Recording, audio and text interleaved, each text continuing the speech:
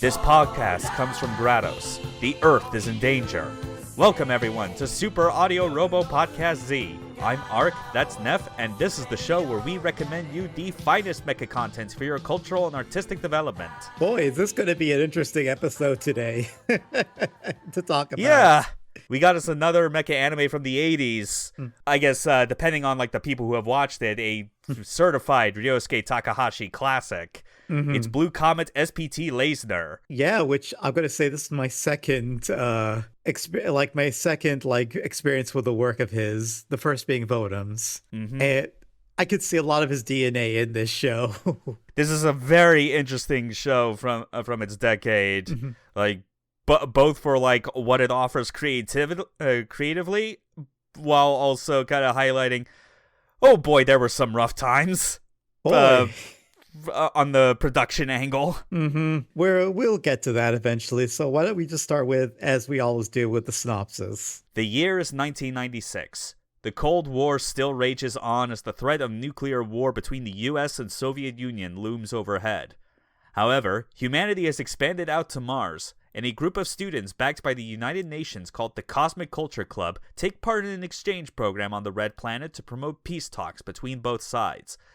This trip takes a turn for the worse when the settlement is attacked by mysterious humanoid robots, with one of those robots fighting back against the others. Amid the survivors, the robot's pilot introduces himself as Eiji Asuka, and comes with a grave warning. The Earth has been targeted for invasion. I'd say, this is a pretty typical plot for a real robot. I don't mean that in derogatory, but but you definitely see something like this happen a lot in real robot shows. It's the kind of opening premise, especially for for an anime directed by Ryosuke Takahashi, compared to the other works of his that I have watched, where it feels like it is designed to appeal to the Gundam audience, I think, more than anything else he's done. Yeah. Oh, it definitely does. There are some, I've noticed there are a lot of parallels to Gundam in this show. Yes. Way more than there are in Votem's. Votem's is its own thing in a lot of ways. We have a real robot anime that, once again, has, a lot of, the humanity of its characters being kind of at the forefront. Along with, some pretty great mecha action, to say the least. Oh, yeah. Some pretty impressive for the time. Could explain a bit more as we get into our prehistory, because for full context, Blue Comet SPT Layzner is a 1985 real robot anime produced by Studio Sunrise. We already mentioned the director, of Votom's Dogram fame. Also, Panzer World Gallant, which was the third real robot anime he directed the year before this, which was actually a much shorter work compared to all of his directed mecha anime from the 80s. It wasn't I think the same year as Aura Battler Dunbine, but it was very adjacent to it as far as having a sort of medieval flair to its setting and giant robots. I just want to kind of make this comment, kind of looking back at the broader scope of the real robot boom of the 80s. Yeah. So much of the first half of that decade alone, you had two directors putting out so many different robots that would all eventually be remembered in some way and find their way back into Super Robot Wars, for instance. Yeah. One of them, obviously, Ryosuke Takahashi with the aforementioned, series that we just named off, but also Yoshiyuki Tomino, because he put out so much shit that was nothing to do with Gundam before he eventually got around to Mobile Suit Zeta Gundam, which aired in oh yeah, it aired in 1985. Yeah. I feel I don't think there was ever any sort of even in an implicit sense of competition between the two. But if there was, I'm going to say that coming out with a sequel to the original Mobile Suit Gundam is tantamount to cheating. That's basically an instant victory. Yeah, it's oh, how are you going to compete with this? This is the top dog. Because Layzner and Zeta were both the same year. Admittedly, Zeta's aired earlier in the year before Layzner did. But obviously, it was going to have more of the budget and attention. This one, not nearly as much. Because to Layzner's credit, it's what really made it stand out, even compared to that, was its portrayal of like its real robots and like the type of action that it conveyed.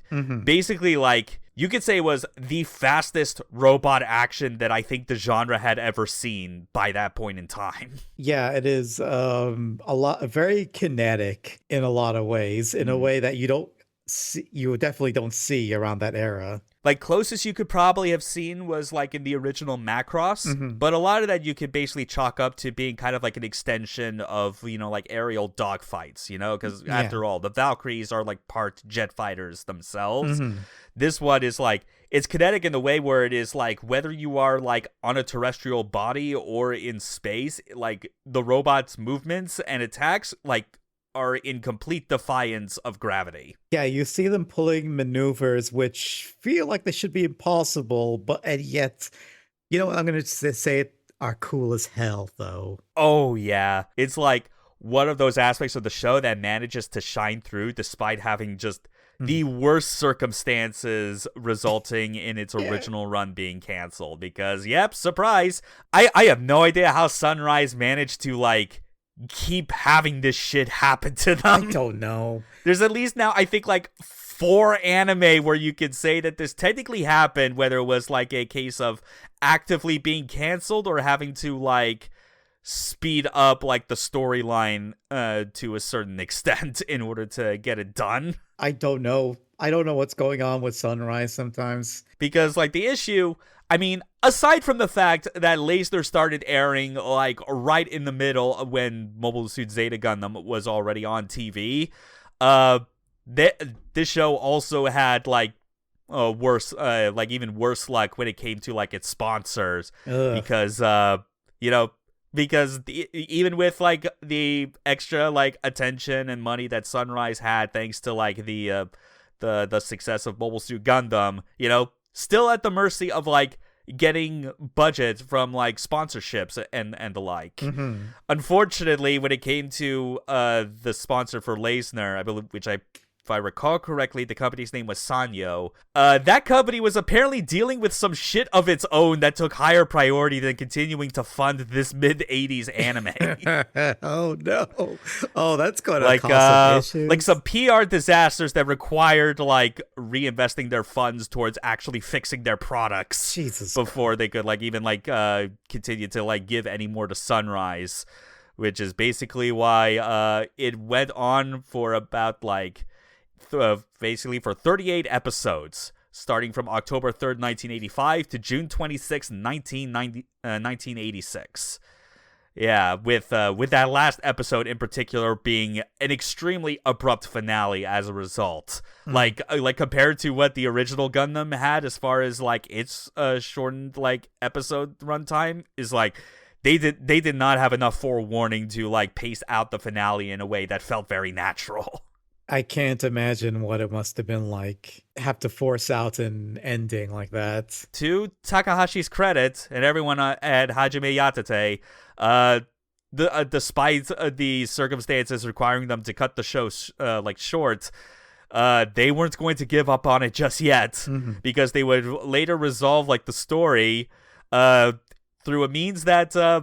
For Sunrise, they were also no strangers to by this point in time, I am going to say, because they decided to go the compilation route. It's a shame it got canceled, but at least they got another shot at telling an actual, at least giving it an ending, a conclusion of some kind. Yeah, with an extremely fast turnaround, because I'm pretty sure even higher-ups at Sunrise must have been sympathetic to this and thought, man, this whole situation's bullshit. Yeah. So it was like... Literally, like, in August of the same year that the TV airing of Layzner had finished, was the first of 2 compilation OVAs, Recollection, that they were called. And basically, 1 month after another, they released a total of 3 OVAs, about 1 hour apiece. The first 2 condensing very heavily the events of, like, the story, and then the third OVA was... taking what they had for the final episode and basically filling back in all the missing pieces that they had to cut the first time in order to better flesh out like the finale, giving it as much of like a effective ending that they could come up with, even though it's like on top of the fact that they still had to make it all fit within an hour.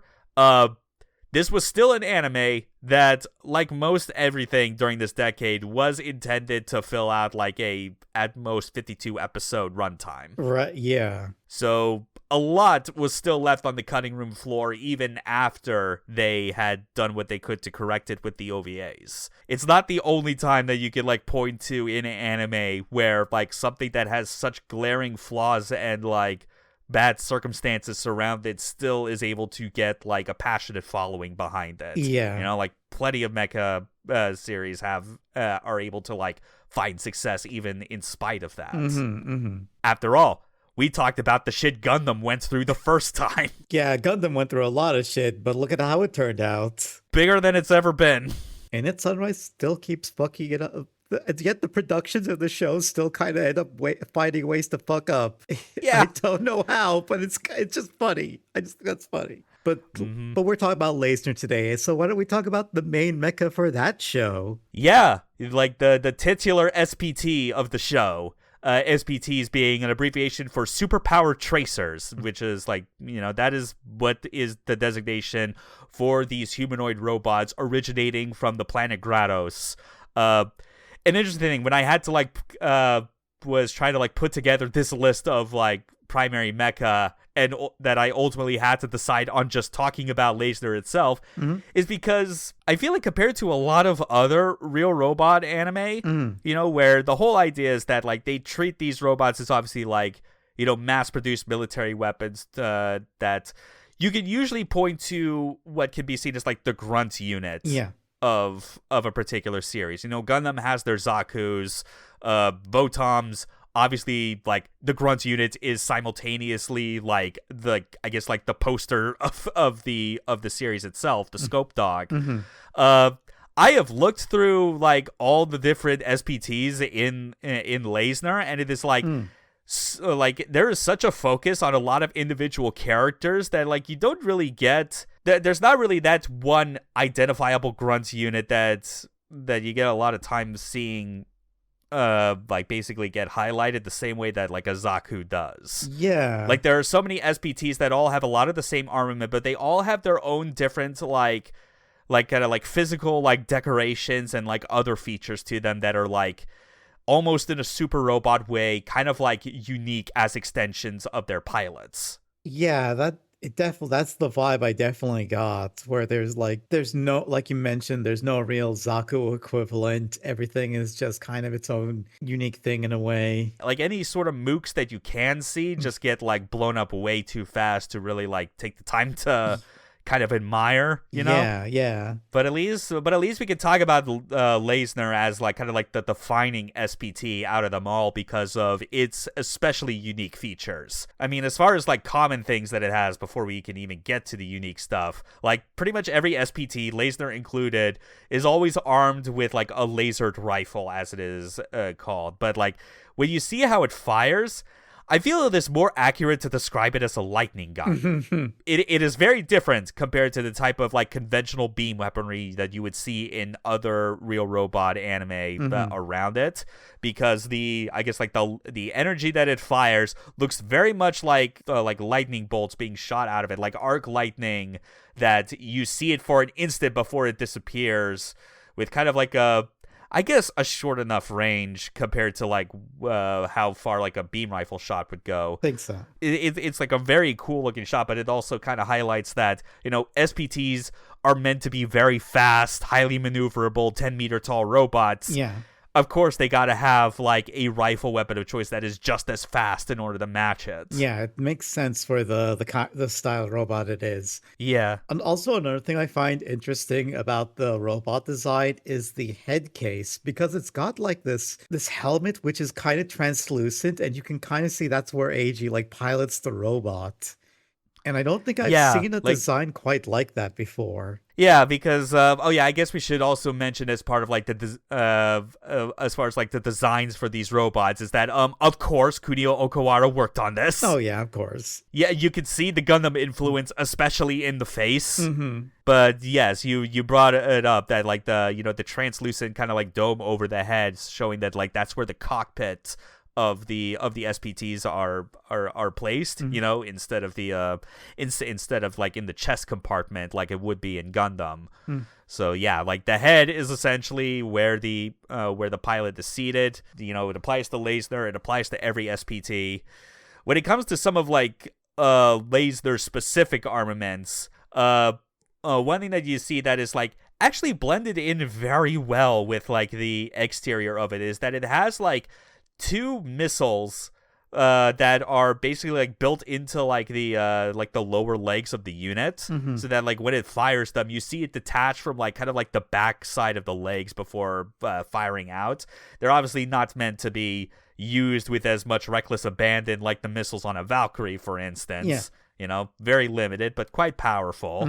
What makes Layzner, though, truly special and terrifying to an extent is the VMAX system. Yeah, this thing is like basically a power-up for Layzner. Do you want to describe the audience what it does? So, VMAX is a system that increases the power output of Layzner to the point that it forms an electromagnetic barrier around its entire body.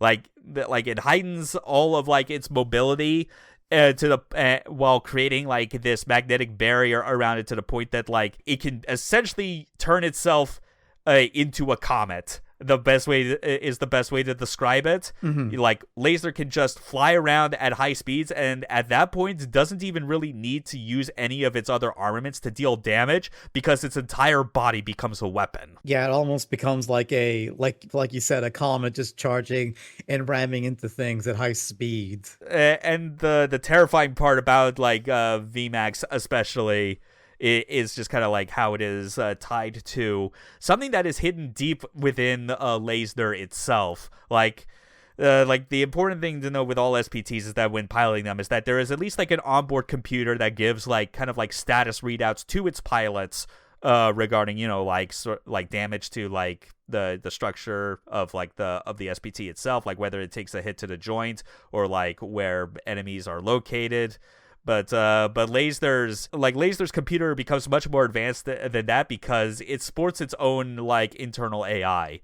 This kind of gets into primary characters in a way and shows that like Layzner, what makes it really unique from all the other SPTs is that this is like the one real robot that has as much of a will and a sense of self compared to any other real robot. Because to talk about Layzner, we also need to like give mention to Ray, the onboard AI that is designed to like provide assistance to Layzner's pilot, AG Asuka. And you can see that despite being significantly more intelligent and being able to give like more detailed readouts on the situation, not only does it have no sense of morals compared to its pilot, being very matter of fact about like what sort of practical action should be taken in combat, it could just straight up take control away if necessary in order to ensure the preservation of itself, let alone its pilot. Which is like makes it even stand out from like the past work of the director, which was Votoms, where the robots were treated as like just vehicles. Like this thing is like has a will of its own in a lot of ways, which I feel like even just makes it stand out in the real robot genre in general. Like even other real robot series I could think of that include like an onboard AI for the robot that has a personality. Like thinking about like the Arbalest AI in Full Metal Panic. Like even then it's like, like you can see that there's like kind of a similar wrestling of like the personalities between it and Sosuke. This was basically, I think, like the first and still, I think, the most defining example of a real robot that has an AI. I mean, when the AI in question is able to like assume total control over the body without the pilot's input, like. That is something you expect to see more often than not in a super robot anime, where the idea of the robot's will is like is more akin to like a ghost in the machine, something that is like not directly tied to an onboard program.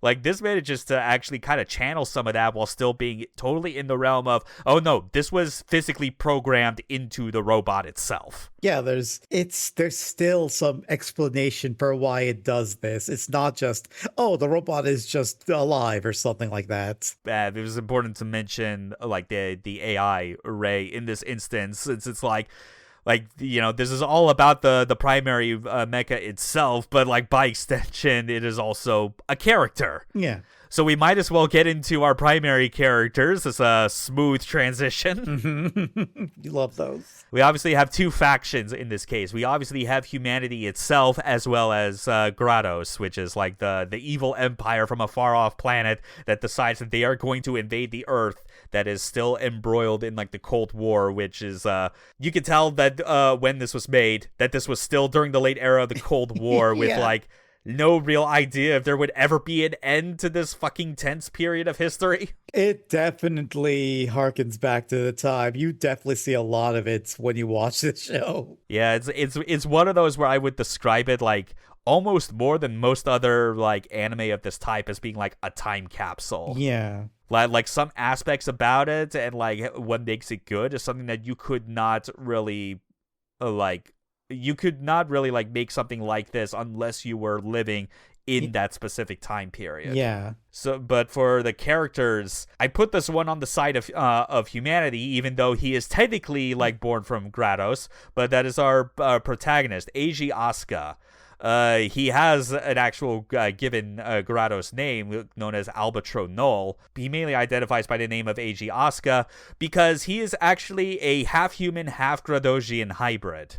He was born as the result of a human astronaut named Ken Asuka, who went missing on, like, a deep space voyage that, like, basically got written off by the people of Earth as, like, oh, he's lost forever. But it turns out, no, he got found by Grados, got taken to their home planet, got married to, like, a Gradosian noblewoman, and had a child. Mm-hmm. Had two children, in fact, for that matter, actually, with Eiji being one of them. And because of that, Eiji is a character that gets tasked of having to travel to Earth and warn the people there of the impending invasion of Grados, because Grados has decided, I'm going to say, partly as a joke, that Grados asked ChatGPT about humanity and decided that they are at a state where they need to be subjugated because they're going to fuck things up if they continue out into space. Like, again, I say that partly joking, but no, like, the entire decision was the result of, like, Grados' supercomputers running simulations about humanity's progress on Earth. And when you consider the fact that they're still in the middle of the Cold War, and the Cold War has extended all the way out into space and occupied Mars, yeah, I know that there's some room for concern, but also, holy shit, we'll know it, knowing, like, just how stupid our reality is currently, I can't help but think it is like they are putting all of their trust in the data put forth by a computer that may or may not be accurate. I'm not sure. Oh, it probably just pulled out of its ass, and then they're just like, oh, well, the computer told us we might as well just invade Earth now. But then again, we kind of also know what some of the higher-ups on Grados feel about themselves and everyone else in the known universe, so they probably used it as a convenient excuse. Oh, there's But Eiji, at least, is not like those higher-ups. He has, like, a lot of humanity to him, obviously feels, a bond, like, with, like, the other half of his heritage being the humans of Earth. And because of that sort of divide, he displays quite heavily early on in the story signs of pacifism. He's one of those classic types of real robot anime protagonists who really does not want to fight and kill if he can help it, which is where a lot of the contrast comes between him as the pilot of Layzner and Layzner's own AI, who actively gives him sound tactical battle advice of, if you want to make sure that the enemy is thoroughly defeated, shoot at the cockpits. Fucking make sure they die. He obviously wants to make sure that humanity does not, suffer under the hands of Grados, but by the same token, he still feels a kinship with some of the people of Grados that he does not want to kill them and go full traitor. Yeah. It's just that he kind of ends up having to go that way, and you see as the story goes on that, like, he hardens up quite a bit after like the halfway point, you could say. in a way where he gets, I think, one of the coolest fucking like post time skip redesigns I think I've seen on a character. In fact, his post time skip redesign, it is the design that I most recognized him for before I had actually seen the beginning of the anime itself and saw that, oh no, the start of the story makes it clear he is just a boy that is tasked with like a really ungrateful like mission of like he needs to stop this invasion while simultaneously convincing an entire race of people that are like wrapped in heated tensions against one another and the threat of nuclear war that could easily annihilate themselves. Yeah. And you can see some of that with the remaining human characters that he has to make allies with. The members of the Cosmic Culture Club, as described in our synopsis, basically like a group of students, about 16 to be exact, that are like formed under the United Nations, with presumably like many of its members being from all over the world. Most of them American, so you get what is like a cast of characters in this Japanese anime that strive as much as it can to be the most non-Japanese cast of characters imaginable. I mean, it makes sense, but they try. Yeah. It's a joke that I realize is not as foolproof, but I often describe these as like the Magic School Bus rechecks. Because it's them as well as like their teacher, their instructor, Elizabeth, who is like, I mean, even the name itself, I almost like want to like abbreviate it to Lizzie and just be all like, oh yeah, this is just one of those Magic School Bus field trips that goes wrong real bad. It's when you get filled with trauma and get to witness the horrors of war right in front of you. Which is great. And just everyone in your entire club get reduced from 16 students to like 5 survivors. Let's go. I mean, not counting the teacher, obviously. Yeah. Like, she's still fine and there to like be like the adult supervisor that can like help these kids amidst all of the trauma. But like the 5 kids that end up grow up to be quite important to the progression of the story. The first of which we have Anna Stephanie, the youngest member, who is like basically meant to be kind of like also serving as like a narrator, kind of describing like the major events, obviously after they had happened. And she's a very young, quiet girl, very reserved, but like she is an extremely empathetic individual, which means that she is basically like the first person of the survivors of the CCC that is willing to trust Eiji even after he introduces himself, gives the warning about Grato's invasion, and is still kind of dealing with the fact that, to varying degrees, the remaining survivors of the initial attack on Mars are not very trustworthy of Eiji. Because it's like, I mean, yeah, it's already kind of bizarre to kind of hear the idea that there's a fucking alien invasion happening. We're already dealing with tensions between the US and Soviets, like not trusting each other and thinking, oh, this is a secret weapon from the other side. But no, Anna is someone that is willing to take Eiji at his word, like before everyone else, and eventually is able to kind of help everyone else in the club kind of warm up to him and believe that, yes, his warning is absolutely sincere. One of the other members that probably takes the longest to actually warm up to Eiji is David Rutherford, our resident blonde American. So one of the older members of the club, and he does not like Eiji to start because it is a case of blaming him for essentially bringing his conflict to their doorstep and being just as guilty for the casualties that take place at like the UN base on Mars. This is really only known if you like watch the TV anime where it actually gives some focus to it. He has a best friend in the club named Juno, who's a black kid, and is like, they're totally best buds about it, and like with no ethnic stereotypes being played up between them. It's just like you can totally believe, oh yeah, these these are best buds. They're friends. I mean, it's also kind of an unfortunate stereotype that Juno ends up being one of the first casualties. At least Juno did not look like a racist stereotype in any way. So good on Sunrise for drawing him well. Yeah. But you can see that like losing such a close friend like that, that's where like there's a lot of distrust like immediately between him and Eiji, that he's like that like he has a lot of warming up to do before eventually not only being an ally to Eiji, but also being someone that like as the story goes on is willing to take a lot of action in order to like fight back against Grados and like kind of preserve the pride of humanity. Yeah, he's a character who becomes pretty important to the plot, I'll say. Well, they all become important, but he's definitely one of them.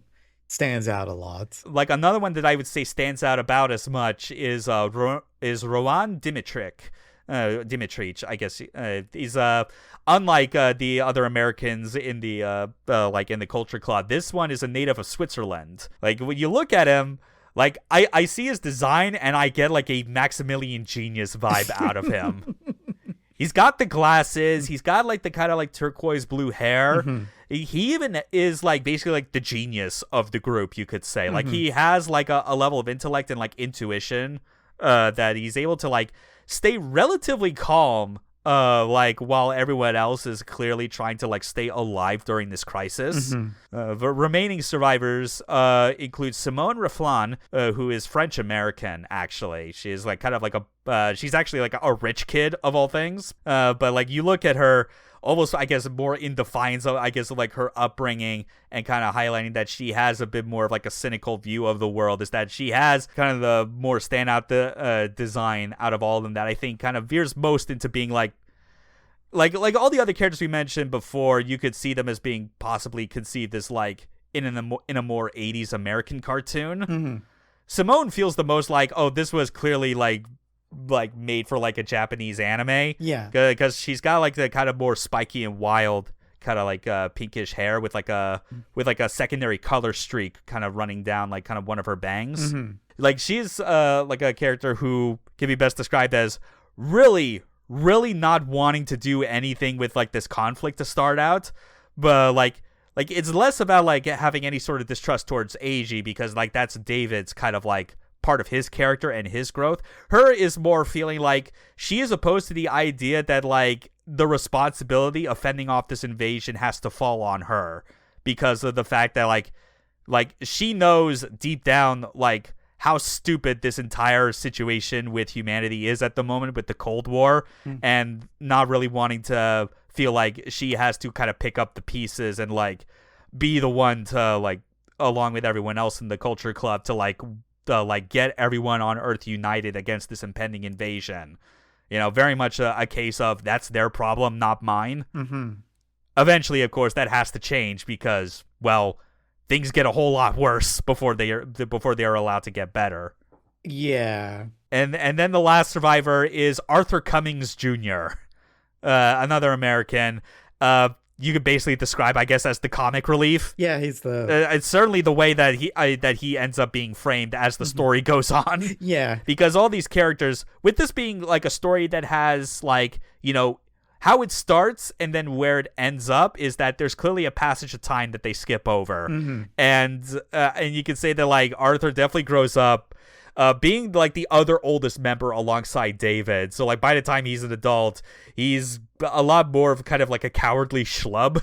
Yeah. But I mean, like he does still do some like brave things all the same. I mean, especially when like the Grados invasion is fully underway, like he's even willing to go so far as to like, you know, work undercover.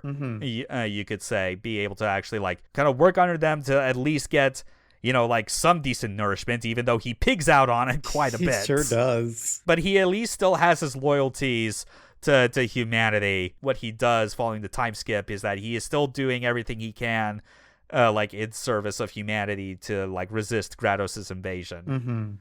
Yeah, that's like the general gist of like what the Cosmic Culture Club members that you get a lot of focus on. Obviously, from like, you know, as much as you can, because like there's a lot of characters to start. They get whittled down, and if you ask me personally, the real interesting characters are not even the humans themselves, it's the Gradosians.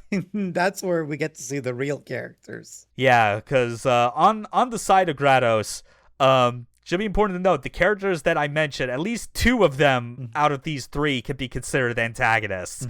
One that actually ends up being quite important to the plot and helping the protagonist is Julia Asuka, Eiji's older sister, and someone who initially you view as being like still on the side of the antagonists, because she is in an unfortunate position where, you know, her own little brother has basically been branded a traitor by the Empire, and she is engaged to a member of the Grados militia who was best friends with Eiji. So, like, the entire first part of the conflict is dealing with the fact that, like, Eiji has to, like, come face to face with who would be his future brother-in-law trying to kill him, and it obviously puts enough, like, duress on Julia that, like, she even gets involved in the conflict to try and, like, bring Eiji to justice before eventually, like, that plan of hers falls through and goes through a pretty significant change that in the post time skip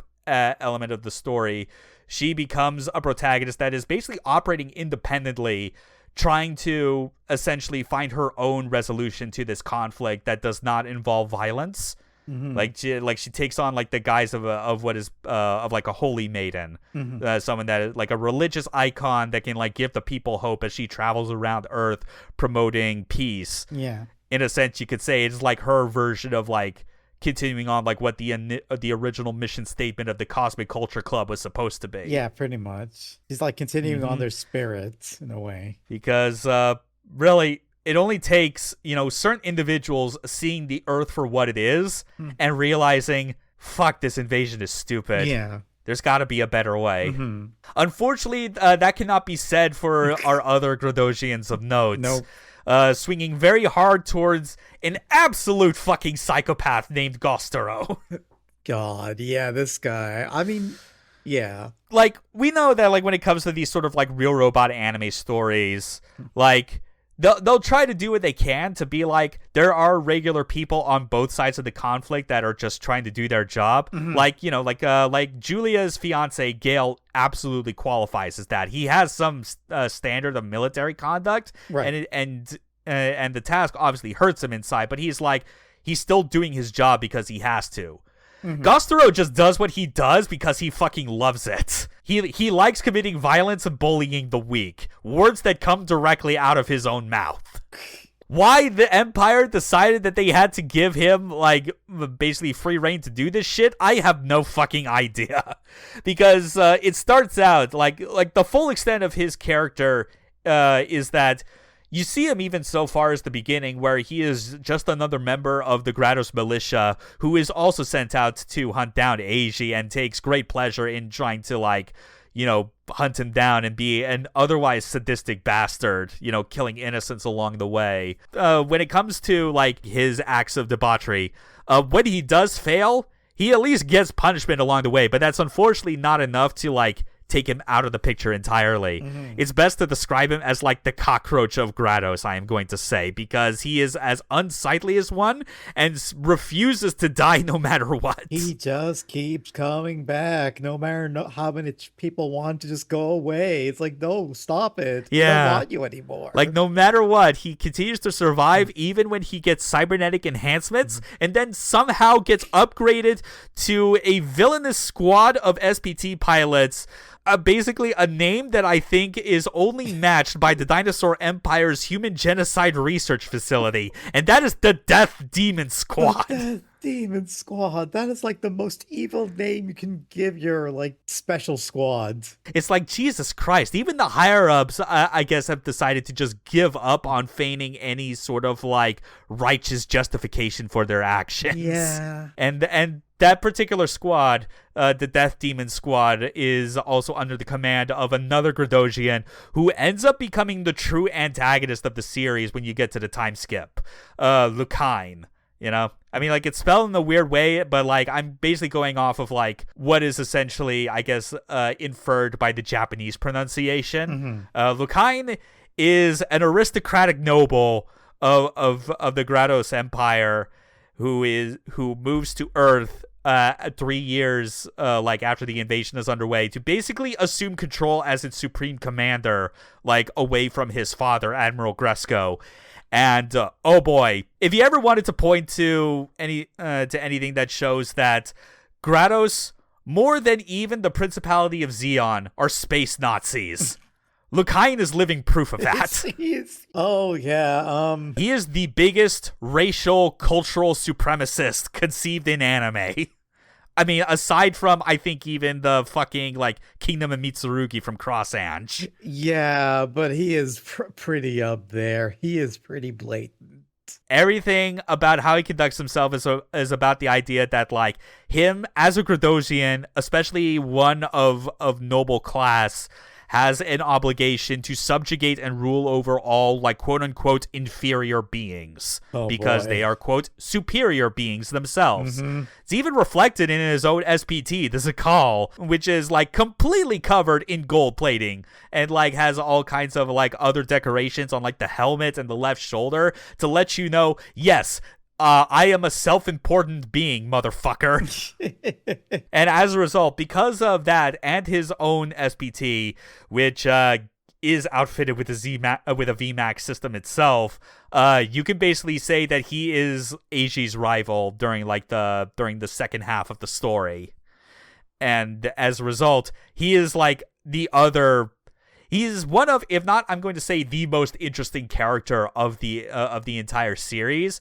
Because despite being such a heinous individual, the character development that he gets subjected to by the end is genuinely fucking engaging for reasons that we'll obviously describe in the part of our podcast where we talk about spoilers. Yeah, we'll get to that. But that, at the very least, is like our cast of characters that are worth taking note of.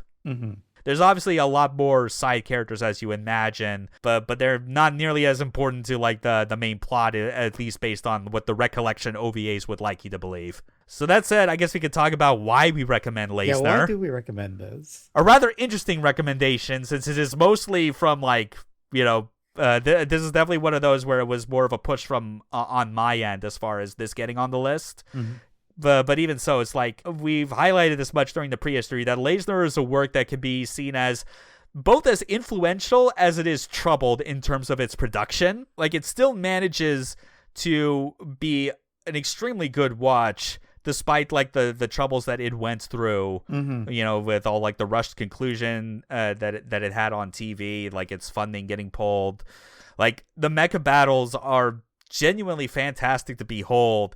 Is one of those where it's like, while there is, like, a story and characters that are worth seeing through to the end, it's like, even if for whatever reason you're like, that's not your main, like, draw for a lot of mecha anime, Layzner is at least, I think, the best example of come for the robot fights first and foremost, because you are going to get some of the most insane, like, mecha battles that have been ever, like, put into animation during this decade. Oh yeah, like, so much of what you see is, like, you can see how it clearly influences, like, the way that mecha battles are animated in, like, series after this point. Yeah, it's definitely got a feel to it that makes it stand out, because, like, nothing before it did what it was trying to do, not even, like, Gundam. To the point where you can even see a lot of later Gundams tune into, like, that same style of, like, hyperkinetic robot battles that have, like, no regard for gravity whatsoever. Yeah.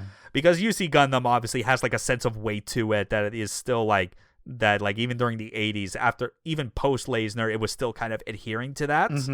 You know, like, if you had, like, a Gundam battle that was, like, in space, that was at least an opportunity where you could get battles that kind of play out like Layzner does, where they're flying all over the place. But even later robot series definitely love to try and channel what Layzner have with, like, these extremely fast, extremely maneuverable robots that can just turn on a dime, even on, like, a terrestrial body with an atmosphere. Yeah. But even so, the plot still has merit to it, and the characters. Oh yeah. I will say that even then, it's like the plot and characters, I really do find them to be most interesting when you get to, like, the post time skip part of the series, which kind of ties back into the unfortunate aspect of the show in which there are more episodes dedicated to like the pre-time skip parts rather than the post-time skip. Because, I mean, to say very little of it, post-time skip, it basically turns from like a story about trying to prevent a war to basically a resistance story. Yeah. It is a post-occupation setting where the heroes are on the rope and trying to basically fight back as part of the resistance. And that is, I think, way more interesting to me as far as what Layzner has to offer.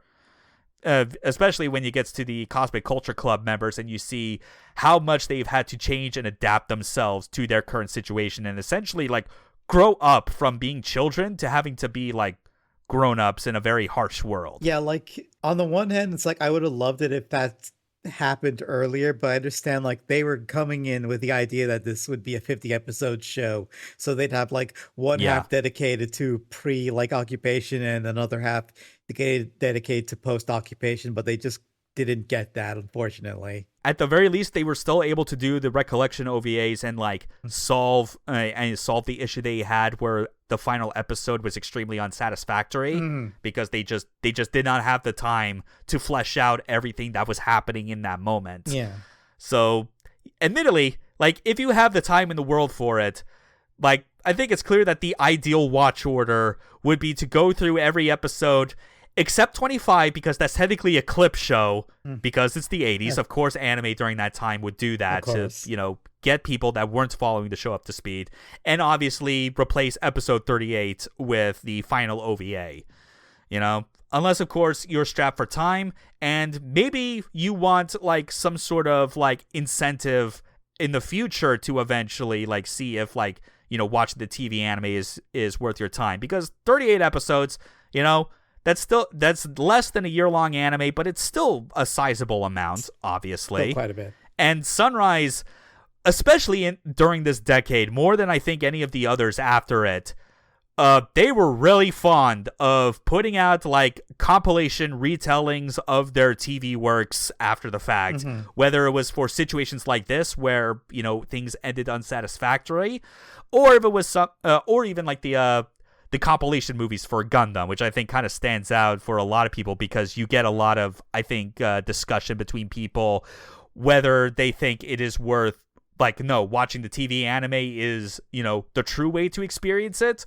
or the other side going, actually, the compilation trilogy is totally fine. You know, you got people arguing which one is valid, and to a lesser, I think, less successful extent with some of the other shows that got it by Sunrise is that because of how much of a time investment these all can be, the compilation OVAs or films basically exist as a way to give you a taste of what the story is about, giving you all the key details, and basically how we look at it is that they are totally fine to watch if you feel like at some point when you have the time you want to go through the full series. But if you're pressed for time and you want to get like the basic core understanding of what it's about, its themes and whatnot, then the compilation route is totally fine as a stopgap. Yeah, the compilation... Which is why we both went that way. Yeah, we both went the compilation route because we unfortunately didn't have enough time to watch the full 38 episode show this year, but or even the decade before, because this is my confession I have to make, and this lies entirely on me. You know, like chide me for it however you want, take away my mecha cred, whatever, I don't give a shit.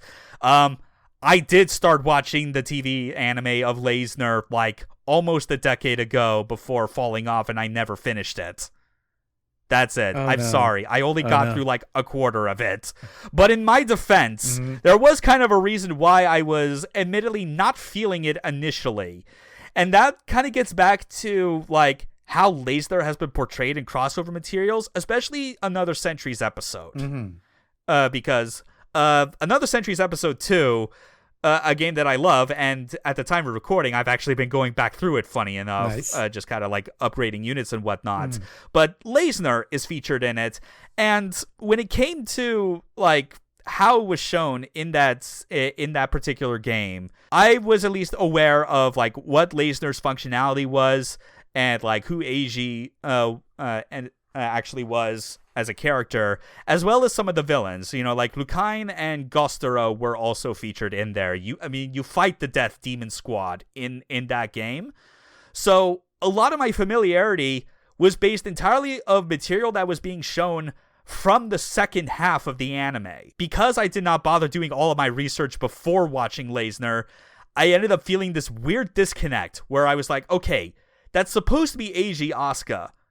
Why does he not look like the Eiji that I have been familiar with from playing this one fucking video game for hours on end? Yeah, I can understand that, actually. Like, you have an expectation. It's like, when are we going to get to the fireworks factory? That's exactly what it was, yes. And it's why, like, it wasn't until early, like, 2024 when, like, I was kind of, like, you know, getting, like, making sure that I had, like, as much anime from my watch list like on my hard drive as possible. Both stuff I had seen before or stuff that was still, like, something I needed to get around to, because I kept telling myself, you know, I need to get around to watching the rest of Layzner at some point. I owe it to myself. I'm just having, again, trouble finding the time or the motivation, because my perception of what Layzner was still split between, like, my time spent with Ace 2 versus what I had seen from, like, the first 9 episodes of the show.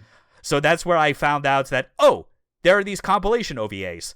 I'll just watch that to get the quick version and get, like, the full scope of the story before I go back and get, like, the remaining details. And that's when I saw what happens during the post-time skip, and I was like, oh, okay, this makes more sense now. Oh, this is where... Fuck, I should have watched the rest of those episodes when I had the chance. God damn it. Listen, sometimes you just watch a show and you're expecting something and you don't get it, and you're just getting more and more frustrated or disconnected with it. Yeah, and it's like, now I look back at the events from the pre-time skip era, and I'm like, I have more sympathy now for those kids and just all the trauma dumping that is being, like, laid at their feet. That it's like, I do want to get back to it, but also, as the final part of my defense, and yours as well, I'm going to say, I think this qualifies for both of us. Yeah. We still know what, like, the core theme and the message of Layzner is by the end of it. Oh, yeah. You know? Yeah. That part of it is not excised from the OVAs, even though you are missing a lot of, like, minor character details along the way. Yeah. You still, like, get the broad strokes. You don't feel lost, is how I'll put it. And when you consider that a couple episodes from now, we're going to be doing this song and dance again, where we're talking about the compilation version of a show, one that I have not watched any of its episodes of, but you have. Yeah. Let it be known, once again, our stance on these kind of compilation movies or OVAs. They are totally fine as a stopgap to get you interested in something that you might be concerned that, for the amount of episodes that it calls for, there's no telling going in whether or not you'll jive with it or not. Yeah. If you can get the broad story, like, in a more condensed manner that like, you can then decide from there, oh, I actually like what it's presenting, I'm going to now get the full story, then that works. You know, yeah. We're not promoting these recompilations as a replacement, because none of them are. Yeah, like I'd argue not even the compilation movies for the original Gundam are a true replacement. No, like, to really understand, I think you do need to at least see that original TV anime and be able to understand that production really did go through some shit. It went through some shit, and, like, as someone who went through the original Gundam for the first time, you know, like, the actual TV show instead of the compilation movie, I have so much more appreciation for the TV show, especially because it's not only did they go through a bunch of shit, but it's like, oh, they're doing something new that hasn't been done before. They're just coming up on the spot. Like, everything we think about Gundam has not been formed here yet. So we're watching them create it, like, as they go. And you don't get that from the compilation movies. Definitely. Yeah. So that's it. Yeah. I feel we have thoroughly given our defense, mostly of my own, about, like, the nature of this recommendation. But I think it's fine, especially when I'm pretty sure there will be Layzner fans that listen to this episode and probably will be somewhat conflicted. It's like, yes, I love they're recommending Layzner. Oh, no. Why did you only watch the recollection OVAs, though? And it's like, well, this is why. This is why. These were the circumstances. just be glad we still like the same thing that you do. Bro, we still like even then, we still like the show. We still liked it enough to recommend it and go, you should. Yeah. In fact, I'll say it right now. Even though I watched the recollection movies and I got the full story, I'm still sitting here like, I kind of want to go back and watch the original series. I want to watch the actual series in full now. Once this podcast is done, all of its recording and whatnot, this is definitely going to be, it is shot back up on like my priority list. Yeah. As far as like stuff to like cross off of my watch list. Absolutely. So where to watch Layzner then, in that case, if you want to get the full story? I mean, for physical media, people that prefer that are actually very lucky because Discotech, our good friends over there, have licensed the series, put out a complete Blu-ray that includes not only all 38 TV episodes, but the Recollection OVAs to boot. For streaming options, there is no official one in sight, so sail the high seas. In fact, it's even easier to sail the high seas because you can just get them all on YouTube. It's just all right. I literally found like a playlist that just had all of the episodes with the subtitles baked in, as well as the OVAs, and it's like, yeah. you can just get it there because fuck it, no official streaming service currently has the rights, so why shouldn't we still have it in some way? Why shouldn't we have it? And like, you know what? It's now that it's on YouTube, you can just, it's so easy to watch. You can just look it up. Definitely. I mean, you might still get like some funkiness in like the translations and subtitles because this was fan subbed like decade ago before Discotech actually picked it up, and like I'm pretty sure like cleaned things up so that all of like the character names would like match up with like their official spellings. Yeah.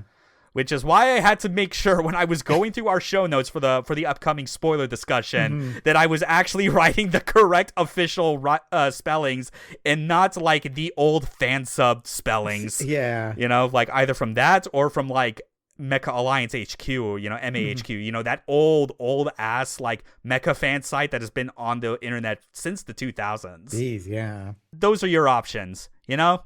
You know, support the official physical release if that's your thing, or just like watch it for free on YouTube until like a better service comes along that decides to do anime justice, you know? Yeah, because you're certainly not Crunchyroll. You're definitely not getting it there. In fact, at the time of this recording, I will just say, hey, maybe don't support Crunchyroll anymore.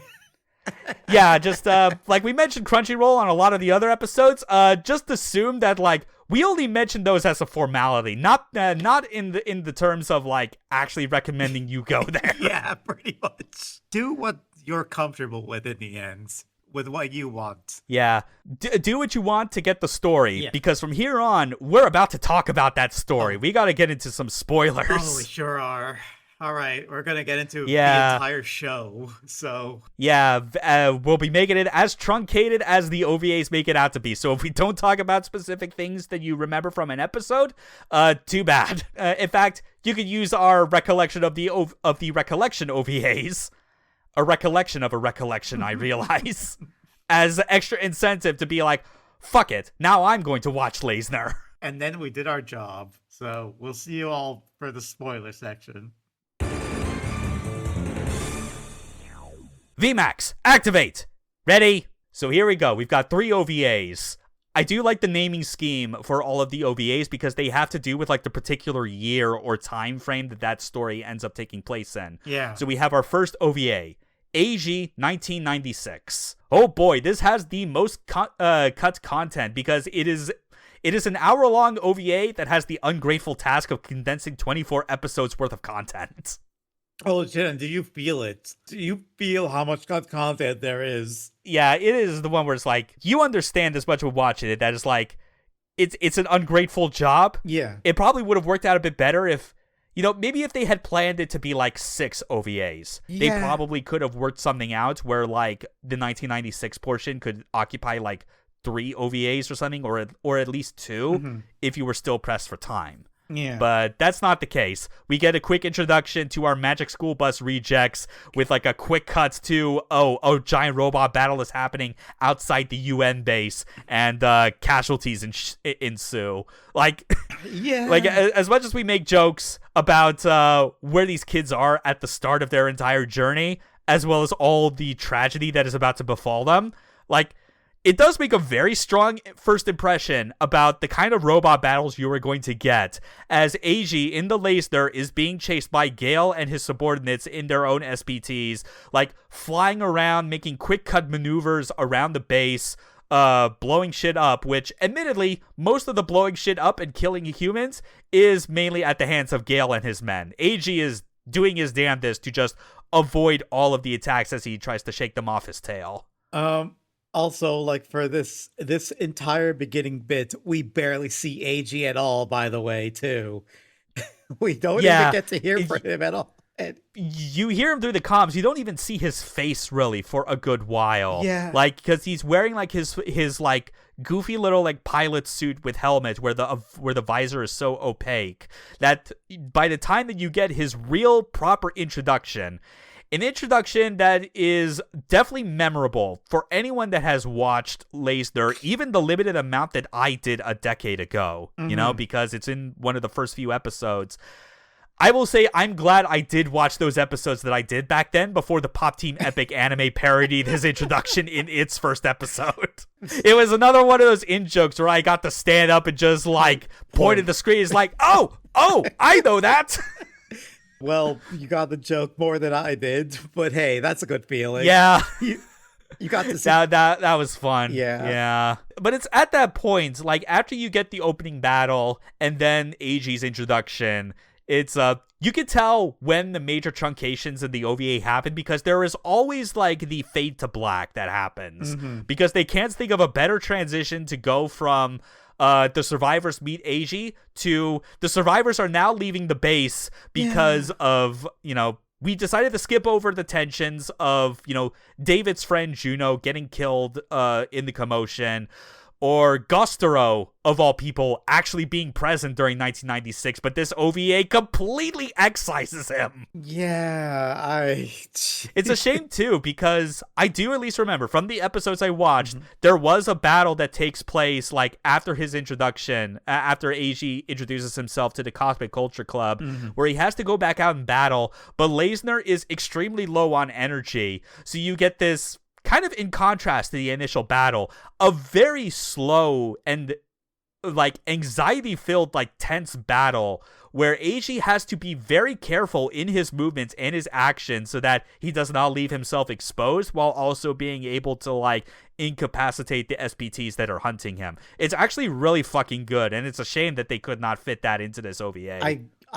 It's a shame. I would have loved to see it, but I kind of get it because, like, we already have to make sure this thing fits into an hour, and that's an almost impossible task. So they decided to, like, have, like, the following runtime be dedicated to, like, just trauma after trauma on these poor fucking kids, because they're like, fuck it, the UN base, it's completely hosed. We're going to go to the American base to see if we can, like, take shelter with them as well as warn them about what is happening on Mars. Oh, wait, no, I don't think it's actually, wait, no, I don't think it was it the US base or the Soviet base?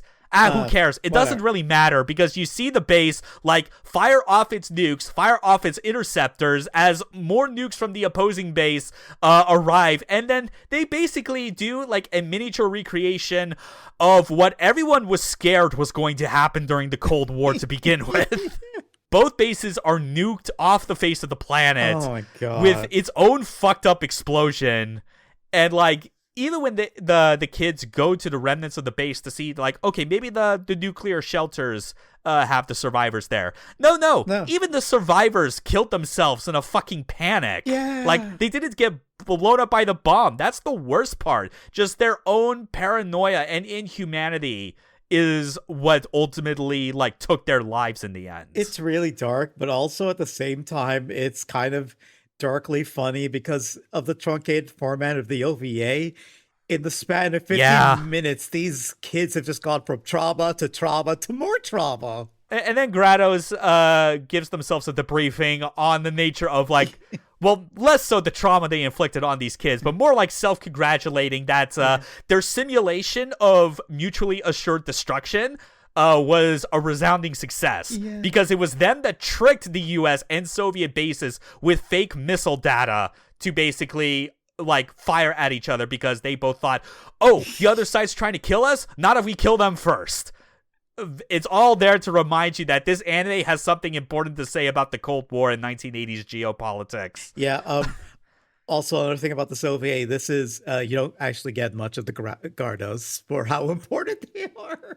Like because there's a lot of scenes in the anime where you do get like the actual like Gradosians that are, you know, the ones that are tasked with hunting down Eiji. You don't get to see much of like what the Gradosians are talking about, except from aside from this debriefing where it basically outlines what their logical reasoning and mission statement is for the invasion in the first place. Where they're like, bro, if we let humanity keep doing what it is doing, it will spread out into space and become a greater threat to us. So we're nipping this problem in the bud. Yeah. That's the whole reason. But after that entire 15 minutes of trauma dumping, the CCC survivors get a little bit of reprieve where Eiji comes in with a spacecraft to pick them up and is going to, you know, help see that they get off of this planet by any means necessary and get back to Earth so that they can warn the rest of humanity.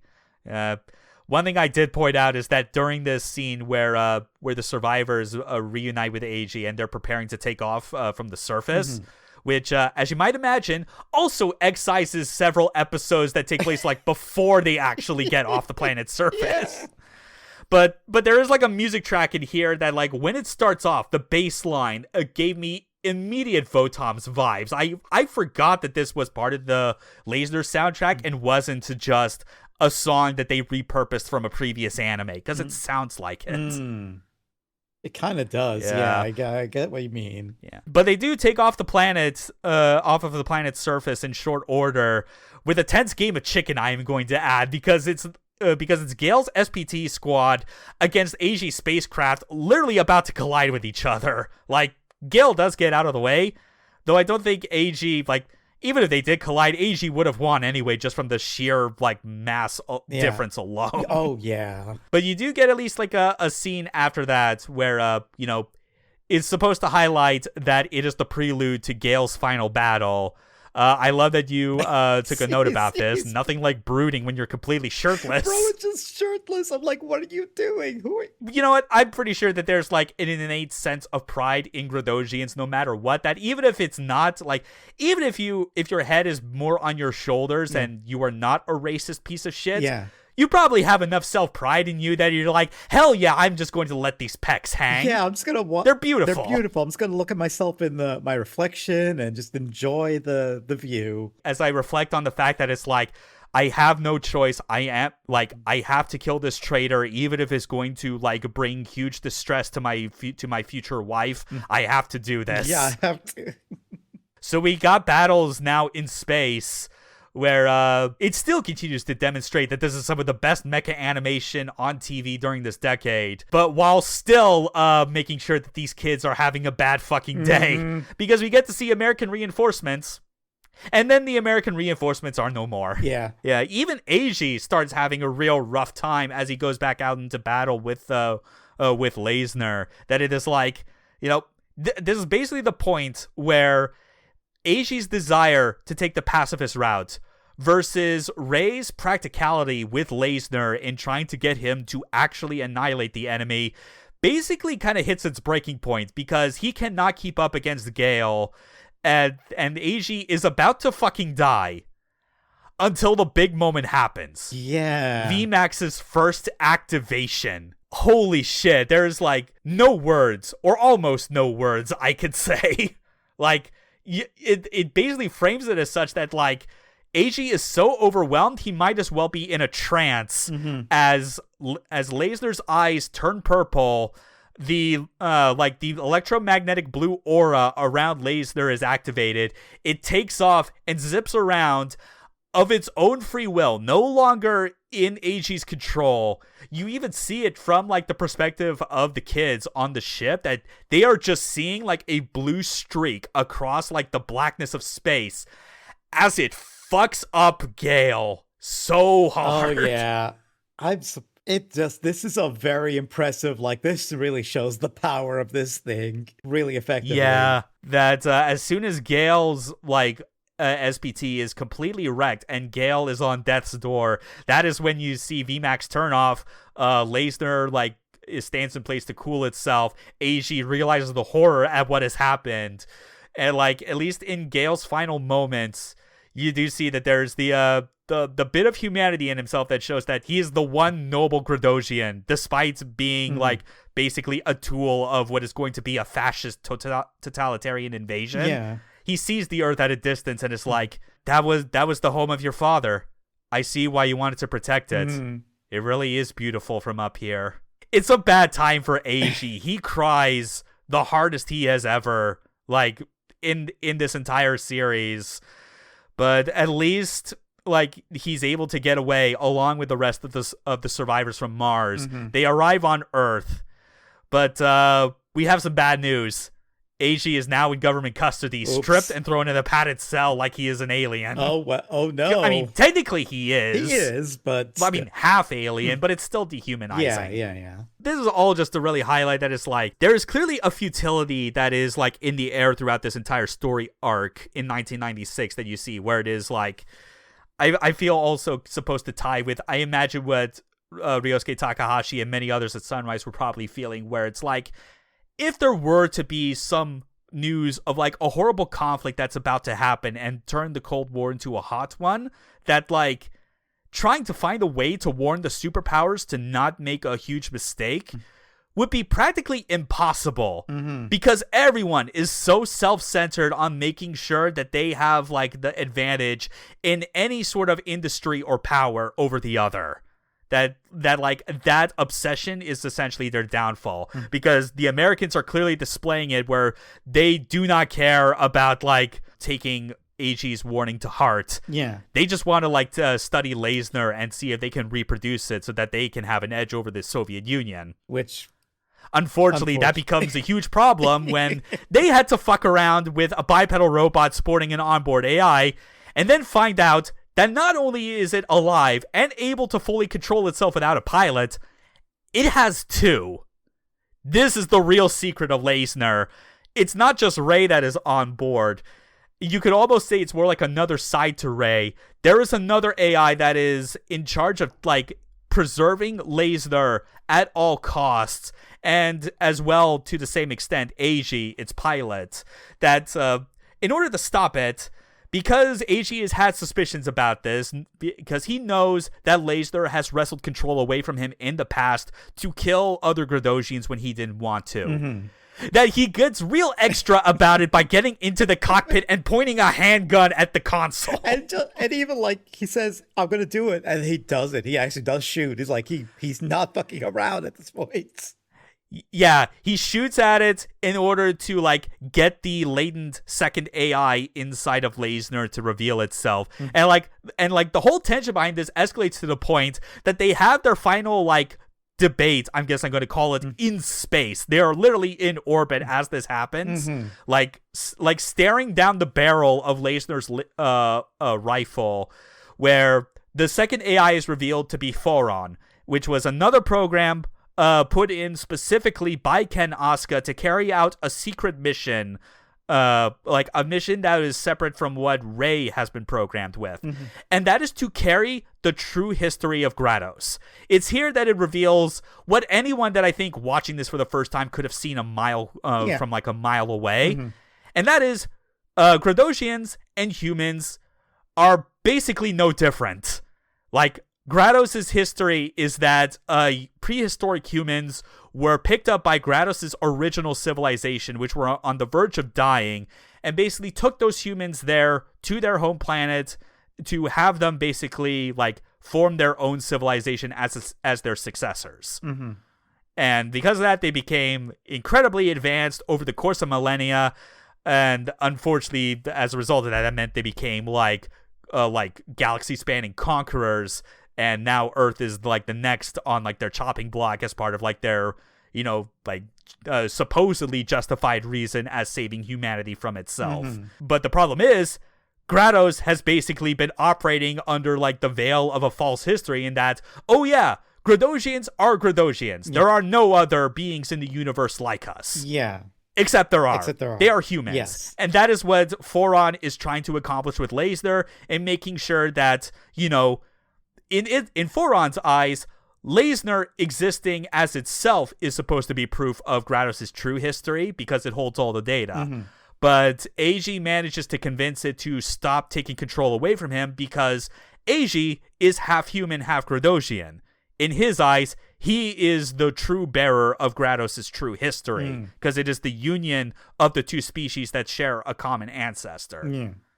So it's after that tense standoff that he's finally able to gain control over Layzner again entirely, including like full manual activation of VMAX whenever Eiji feels it is appropriate. So that's good. Yeah. Like, oh God, it's like, this is definitely the part where it's like, even though I love the post time skip arc of the story a lot more, this really is, I think, the highlight to me because of how much it gets into what we described with Layzner and how its AI gives it more of a sense of self than any other real robot.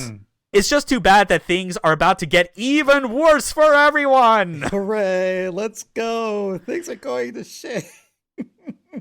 The invasion has started. Yeah. Oh, yeah. They start powering like laser kill satellites that they have set up in orbit to just raise the surface. The nations of the Earth are now ready to use their nukes. And the only thing that's keeping them all focused on launching them anyway is that, well, at least we're shooting them at aliens. At least it's not against us. Which is very ironic when you, again, consider the true history. Yeah. Eiji would definitely have not wanted this either way. Absolutely. But it's kind of a moot point because, whoops, all the nukes get shot down. Good job, idiots. Well, that didn't matter in the end, actually. Now the UN is like, all right, we're going to have a last stand. You kids in the Cosmic Culture Club, if we fail, the rest is on you. Which... as you might imagine, getting back to things that we described with in our primary character section, Simone has a fucking breakdown over this. Yeah. This is another one of those scenes where you can tell that it's like written with the same amount of unsubtlety as a lot of other Ryosuke Takahashi productions from this era, where I think it goes even more unsubtle than even stuff that you got in like Votoms. Like this is practically yelling. This is like Kamen Rider Black Sun's level of yelling at the audience about this is the thing. This is stupid. We should not be okay with this. And just the idea that because of humanity's hubris, like just the people in power enabling this entire situation that they bought their own crisis, that it feels like bullshit that that people like them, people that are just kids, should have to be the ones to like clean up their mess. Yeah. But it's like an admirable, like understandable venting of frustration that, as adults, we can sympathize with it while also understanding that grousing about it isn't going to change the fact that the entire Earth is about to be fucking conquered. It's going to be you can basically vent about it all you want, but eventually you're gonna have to like take action of some sort. Yeah. Like you're gonna have to do something about it in order to like get the your desired result. Even though the OVA frames it as like this is the first time that the Cosmic Culture Club actually has people that pilot giant robots alongside Eiji. No, surprise, surprise. There were also events on Mars and on the approach to Earth where David and Rowan were also getting to pilot SPTs. But at least, for how it is framed in this OVA and the fact that this is the finale of the first part, it still works either way. Getting to see David and Rowan after they now have like shown that they are trustful of Eiji, that they are going to fight side by side with him to try and do what they can to hold off this invasion, even though the inevitable is going to set in. Yeah. It's a good climax to this story that sells like the despair of it all, but that it is still important, no matter what, for like your own pride to fight to the very end. Yeah. We're not going to see that comet again for a good while as VMAX is activated and Layzner charges headfirst into the Gradosian fleet. What happens after that? Well, we've got OVA 2 to explain. Lukine, 1999. This time, truncating only 11 episodes instead of 24, and you can really tell that the feeling of skipping shit is less jarring by comparison. Things go so bad in those 3 years. Things get really bad during those 3 years. Like, I could almost not believe it. This is what we mean when we say that, like, the Gradosians are basically, like, they are the bigger embodiments of space Nazis than even the likes of Xeon. Yeah. Xeon at least had the pretense of being like, oh, we're doing this for like independence, you know, like having our colony not be under the control of this of the Earth. But it's like, no, this is like you can't even feign independence. This is literally deciding that they need to like nip a problem species in the bud because they have a superiority complex about their culture. Because during this occupation, they have treated humanity as slaves and actively destroyed as many remnants of their previously existing culture as they can. Like, genocide is not limited to just, killing an entire group of people based on ethnicity or culture. No. Genocide can also mean leaving the people alive while also destroying their remnants and putting them into forced assimilation. Yeah, it's wild.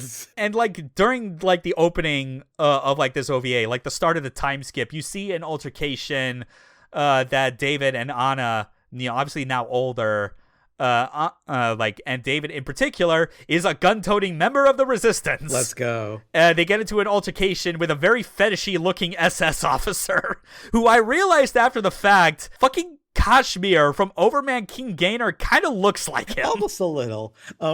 Also, I want to say, you were talking about how this show has a soliding of a brick. Also, during the scene, there's a tape recording that literally talks about Nazi Germany, and I almost spit my drink because it is like, it is the most, I'm just going to toss this stone at your face, and if you don't see it coming, it's your own fault. Like, holy shit, you are, like, I know writers use subtext, and they're all cowards. That's that level of shit here. It's fucking hilarious. It also kind of lines up with how it is like, this feels like the Takahashi anime that is, like, trying to be geared more towards, like, the type of audience that would be like attracted to Gundam, especially when they have like a clear war is bad message behind it. But I would say as it goes on, Layzner shows that like its answer to war is bad is more about directly addressing the root cause rather than simply focusing on like, you know, how war in the moment affects everyone. Yeah. I mean, it still kind of does that, but again, the root cause gets focused on a lot more as it goes on. But regardless, said fetishy SS officer apprehends David and Anna, and they are sentenced to be publicly executed. And Ron is apparently a turncoat now. Fucking asshole. Well, that's disappointing. I wish I knew more about you before all this, but there's not much I can do about that. It's like a Maximilian Genius like took a bad turn during SDM Macross and got a little too obsessed with like being infatuated with Milia that he was like, hey, you know what? These Entrati, they actually got some good ideas. Pretty much. That's a good way to put it.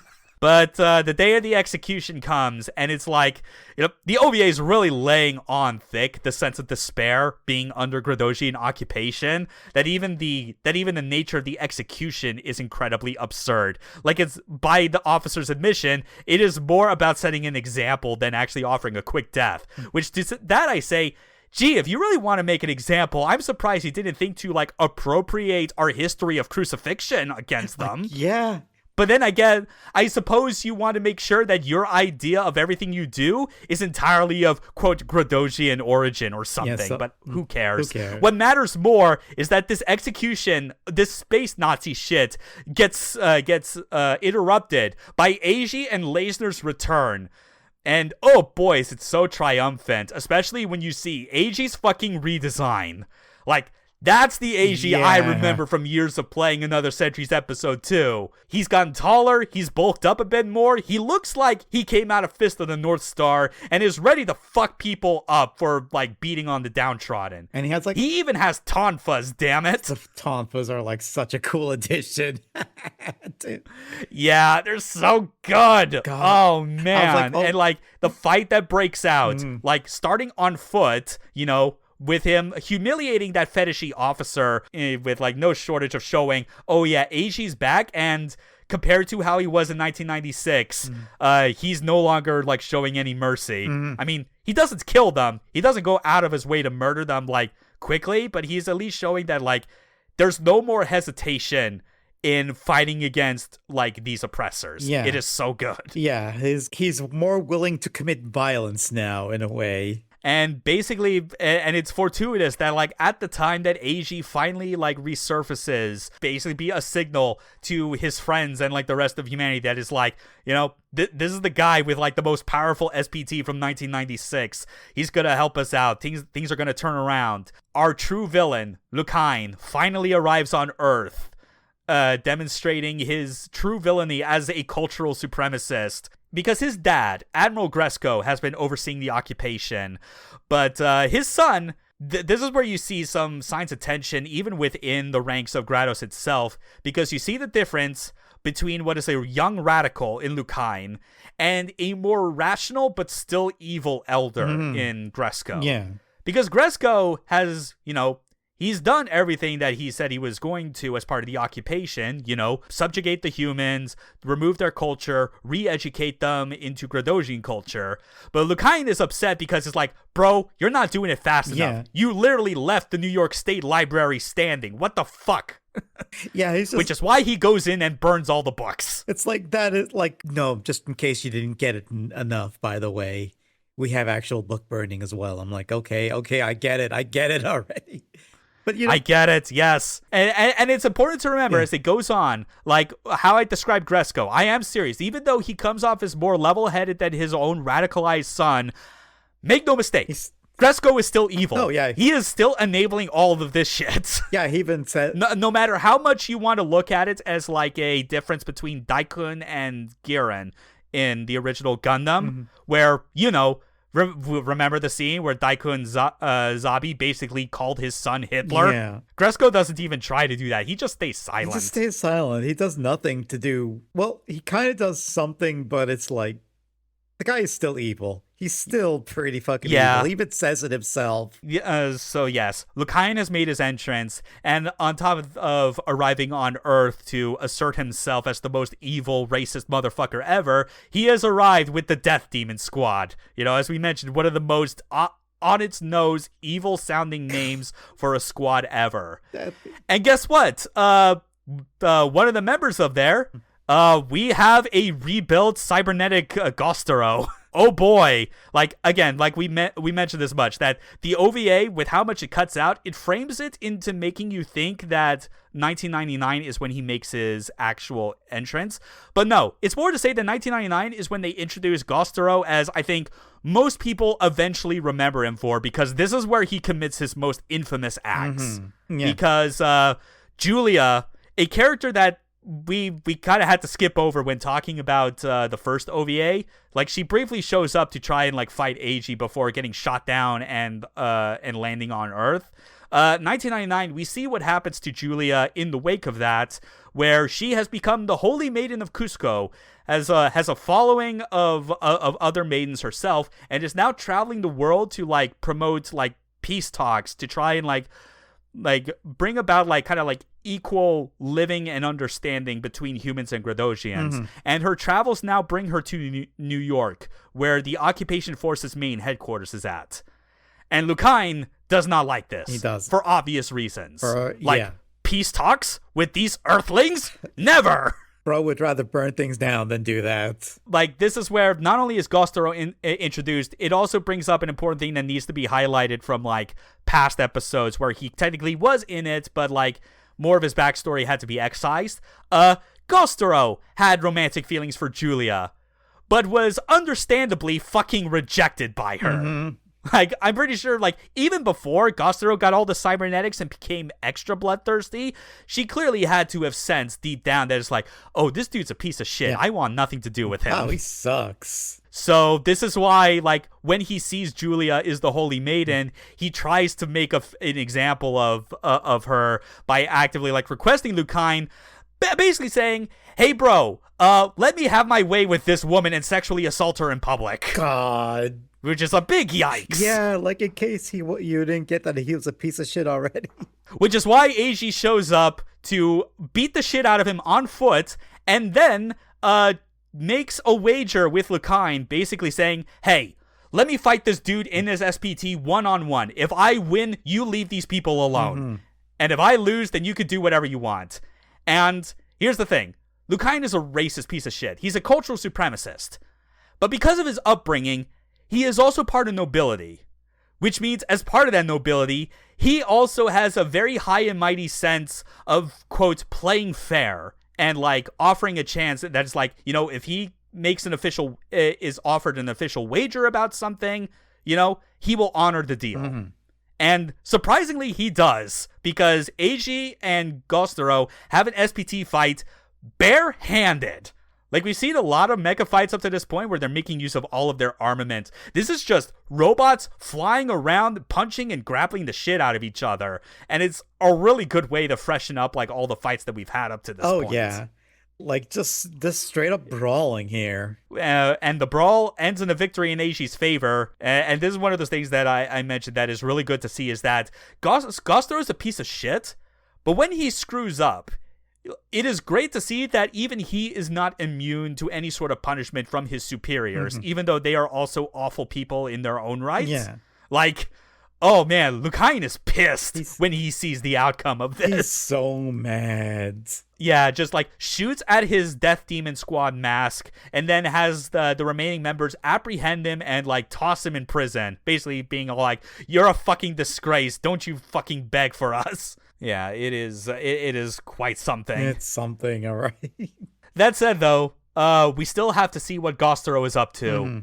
And unfortunately, this is a rule of thumb. Never trust anything he says, especially if he says, I ain't gonna kill ya, as he, like, uses his like, detached robotic hand to fucking, like, stab a guard in the, like, the jail warden in the fucking leg and threaten to electrocute him unless he unlocks the cell, which, you know, he still electrocutes him anyway, and then kills a bunch of Gradosians as he gets into an SPT and leaves. To think this dude was allowed to be anything in Grados with how unapologetically evil he is, it's fucking stupid. It's so stupid, but and it's so wild they let him live for this long, considering the kind of person he is. Yeah, and it's going to look like that he's about to get killed because, like, to speed things up along, He escapes with an SPT. He finds where Julia is staying in New York, kidnaps her, takes her to an abandoned bar, and is continuing to be creepy as fuck with her.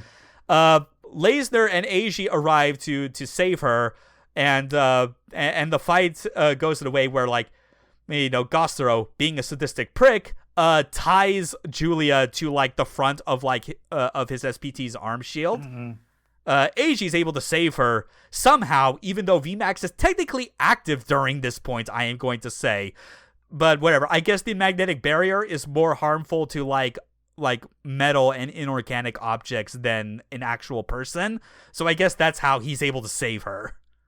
And then the Death Demon Squad show up to like go kind of overboard in destroying the shit out of Gostoro's SPT. But I mean, like, they're doing it because it's like, bro, this dude's like a fucking cockroach. We have to make sure he is dead. I love the one guy who just jumps at him, who just leaps at him. It's like he's gonna pout away. It's like he really wants to make sure they finish the job. Only way I think this could have been better is if at the start, like, all three of them were doing like basically like the like I guess like the NWO beatdown sort of thing, where it is just like all just standing up and like rapidly kicking the motherfucker while he is down before they did the rest of the destruction. I think that would have made it extra funny. That would have been so funny. I wish that would happen too. But no, Gostoro somehow is still alive and gets his arm repaired, and everyone is converging on what I'm going to say.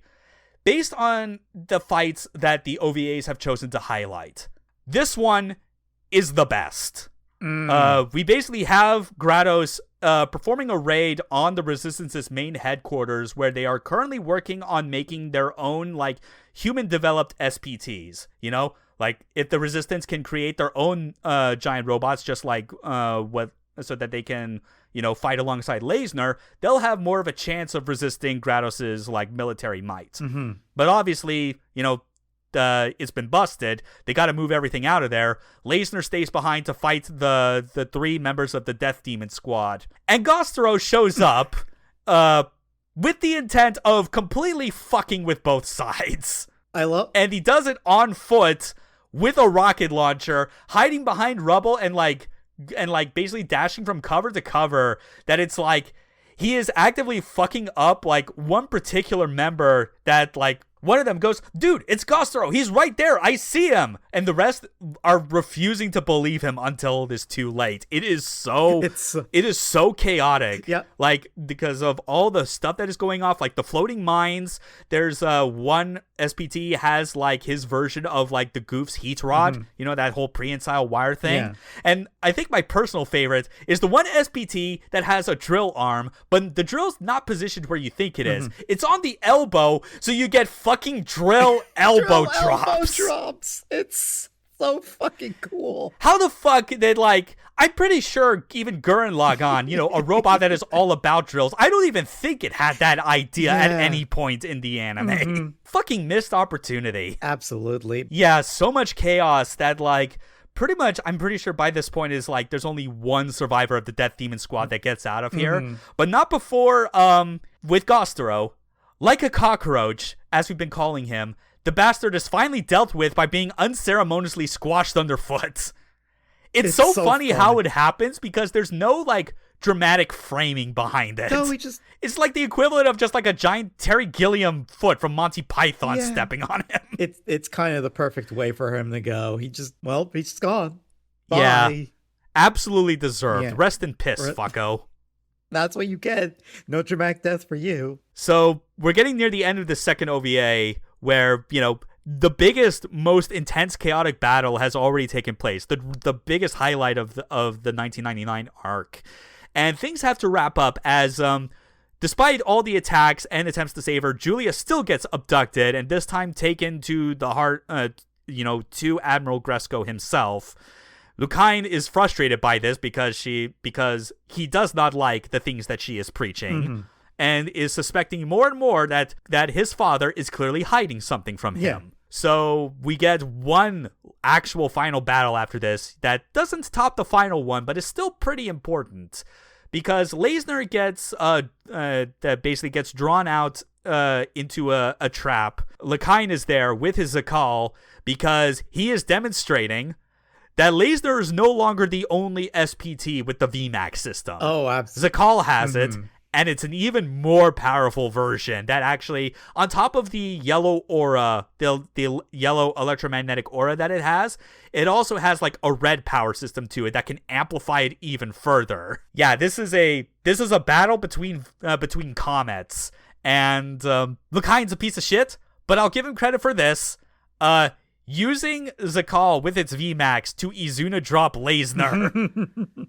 any Izuna drop, whether it's with robots or humans or otherwise, I approve of it. Also, I want to say, like the first OVA, I was definitely feeling a little, I don't want to say iffy on, but it didn't really draw me in. This one, I feel like did a much better job of making things feel more natural and making sure I don't feel like I'm missing as much. And also way more engaging. There are still some things that you won't get much info on either way, like with certain side characters. Yeah. You know, like Carla being a side character that was part of Gale's squad and resurfaces around this point to like be under the direct order of Admiral Gale, not Gale, Gresco. But the result of that battle is that Layzner gets fucked up. It actually loses its arm, and again for context, if you were watching the TV anime, this would all be part of the penultimate episode, you know, around the point where, you know, if Layzner had gotten its full episode run like they originally wanted, this was supposed to be the prelude towards, you know, Layzner getting its proper season mid-series upgrade.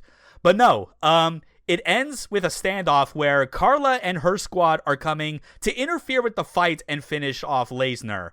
But Lucain, being a stubborn noble and trying to get to the center of what this truth is that, like, Gresco is hiding from him, he refuses to let Carla lay a hand on Layzner and ultimately, you know, lets him go because he had to indulge his curiosity by asking Eiji directly, what is the relation between Grados and Earth?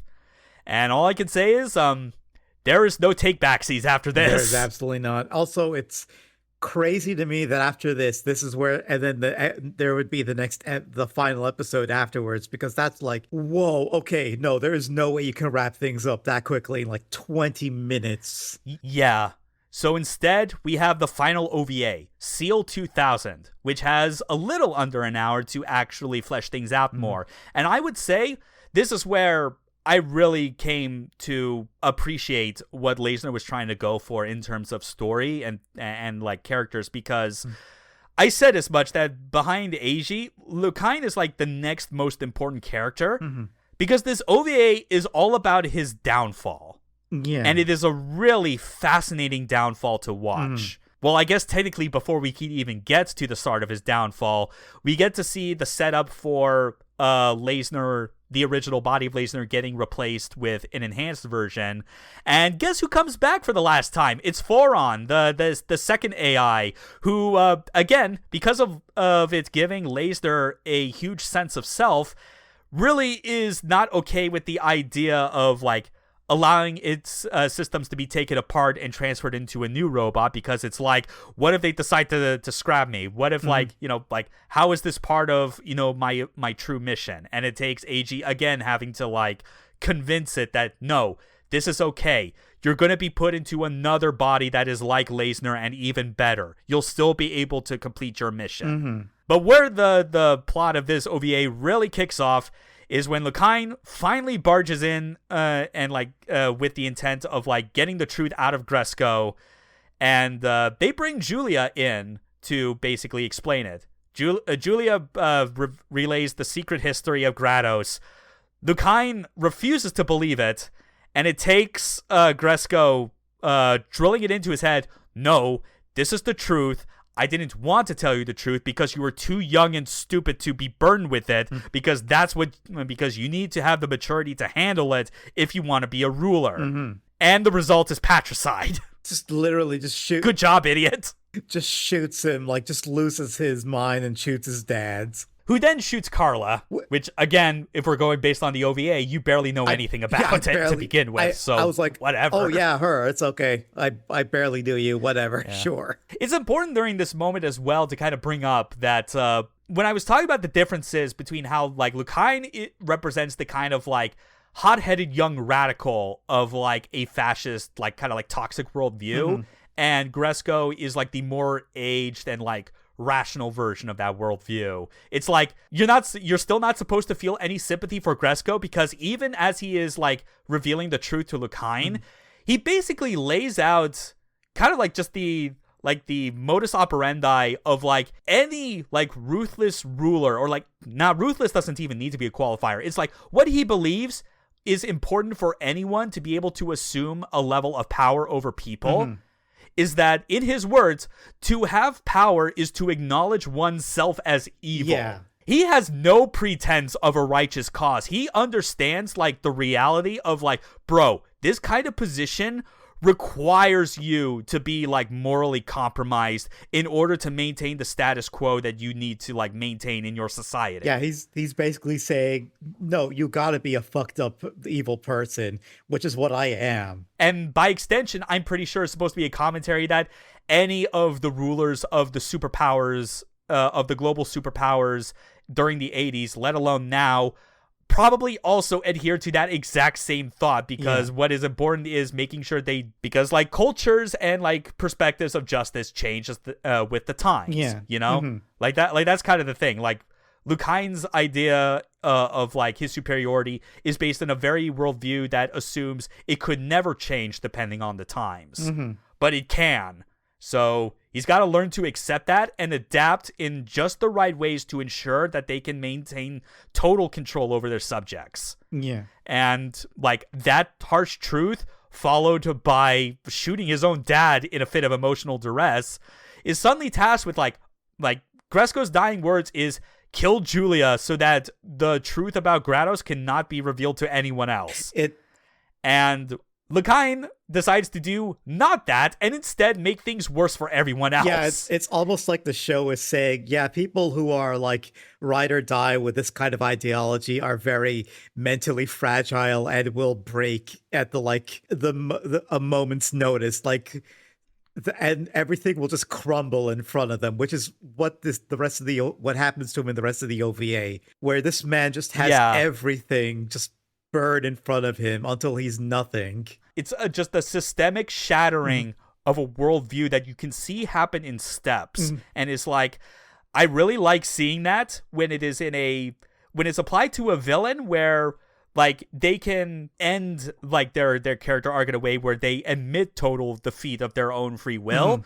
Or, in some other shows, maybe it could lead to them actually reforming and becoming on the side of like of the heroes. Yeah. Like, I often think of like the build up to Cure Passion in Fresh Pretty Cure being like a pretty good example of that. But Lakine decides to go full overdrive on his cultural supremacism because he realizes as much. Okay, there is no functional difference genetically between Gradosians and humans. What else do I have that I can latch onto to maintain my superiority?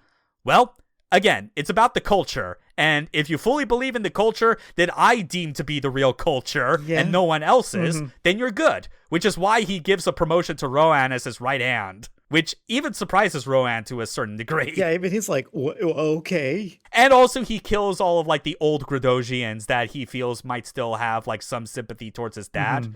Because it's not, this has become a young radicalized state for me and the other young Gradosians that I trust. And humans that I trust. No one else. Everybody's gonna... Time to burn New York even more to the ground than it already was. How the fuck did he set that shit up so fast? I mean, I guess I just... He was on that already. Yeah, so that's the fucked up shit with Lakine right now. He's not only continuing his campaign against the remnants of humanity and their culture, but he is also making enemies of like the old guard of the Grados Empire as well. It's just too bad that he's made sure that no reinforcements can arrive. Yeah, it's like just a crazy turn of events, especially with Rohan's promotion, that like Arthur tries to make one last appeal to his character, being all like, "Hey, buddy, I gotta say, this must have been hard on you, I'm sure, but like, come on, it's just me. You can drop the act, right?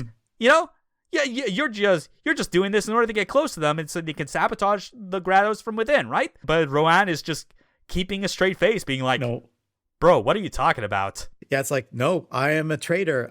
This is what I want to do. I am sure this is a path I want to keep seeing through. It's distressing to Arthur, but you can kind of see.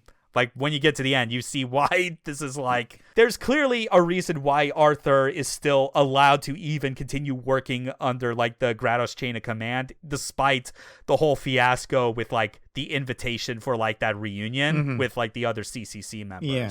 But moving away from that, getting back to like a character that obviously does not have much time to really get any emphasis in the OVAs compared to the TV anime, the former CCC's instructor, Elizabeth, has gone through a mental breakdown of her own, trying to disrupt the Resistance's like SPT production, even though it is like close to finished and probably would not have been stopped anyway, because she has had basically a crisis over the fact that not only was she part of the UN and part of a group that was like all about promoting peace, the fact that like she has actively contributed to the production of like humanoid weapons for a coming battle that probably is going to still result in them losing anyway because the Grados Empire is just that vast, is like, it's a shame that we don't have much time to really get deeper into like her character during this OVA. The whole point of her doing this is more to spark a discussion regarding like, what good is it to continue like trying to fight this battle until like one side has like faced assured destruction. It kind of shows that like everyone in this culture club has basically had to forego their original mission for the sake of survival. Yeah, like at this point, it's like asking the question of why should we continue fighting? Which means that Julia's entire like separate path she's been taking finally starts to have merit. That Eiji meets up with her and decides like the battle that is coming, there's no point in like pursuing it to its logical end conclusion. What do you think we should do? And that's where we finally get to the titular seal, the seal of Grados. And like we get a bit more info, most of which we already knew about like the origin of Grados, but we get to see a bit more about like, you know, after the original Gradosians, you know, the predecessor race abducted like the prehistoric humans and brought them to their home planet, they obviously had to set up like some kind of emergency system in the event of like making sure that like, I guess if their civilization went out of control, like if either the humans on Earth or the new humans on Grados grew to a point that they started causing problems for each other. They created a seal system that would effectively like make it impossible for like both planets to ever come in contact with each other again. So they go to the site of the Nazca lines, which is, it's one of those things where it really does tie into like that period of history in like Japan's pop culture where there was a lot of like obsession with the idea of like aliens have got to be out there somewhere, like aliens and like espers. Yeah. Because the Nazca lines are like another one of those like things in history where it's like, for those that don't know, like what we're talking about in this case, the Nazca lines are like large scale land drawings like in Central or South America, like where the location is set up, that are supposed to be like in the images of like various animals or creatures that, you know, the lines, when you see them from the ground, you know, you're not seeing the full picture. It's only when you see them from like a bird's eye view that they see that they actually make an image. And I say that this is part of Japan's obsession because I remember that Brave X-Kaiser also has them factor into the subplot of X-Kaiser getting its mid-season upgrade. Sometimes you just have things that like a culture happens to be like really interested in, or a bunch of artists really want to explore, put in their works. So it is here at the Nazca lines that the seal of Gratos is dormant. Julia is going to wake it up and then activate its effects to make sure that like Gratos cannot send any more reinforcements to Earth itself, thereby, you know, basically at the same time leaving the Gradosians that are on Earth completely stranded and forced to mingle with like humanity, since, you know, they are technically the same race.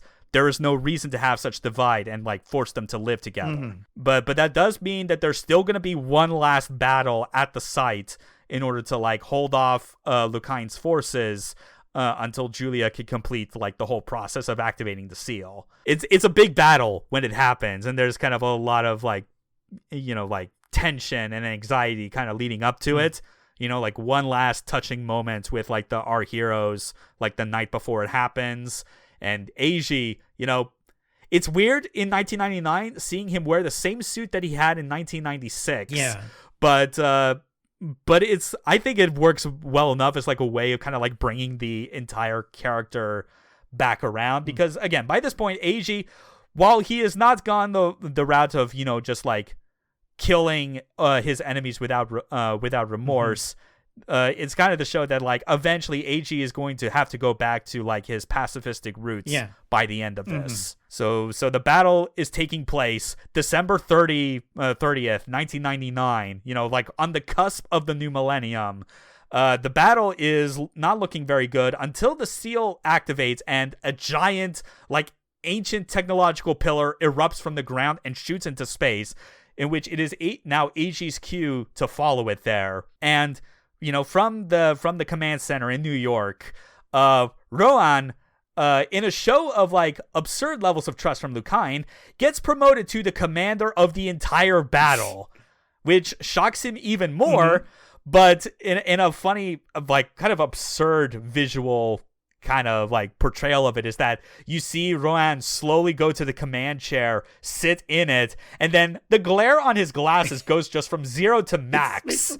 As far as highlighting that it's all to make you think, oh, he has fully ascended to the ultimate evil. Yeah, he is in control of so many Gradosian soldiers and is going to wipe the floor in this battle.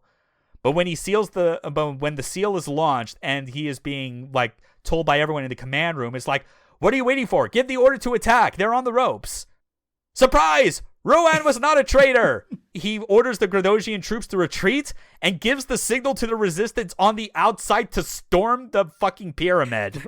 Like, holy shit, he played his role to the very end without breaking kayfabe. Yeah, I kind of got a hint of it like during his earlier conversation with the other character, and I was like, he's laying it on a little thick. I feel like there's going to be a turn. Yeah, and another sign of that, this is a visual one actually that I was able to notice more on this rewatch.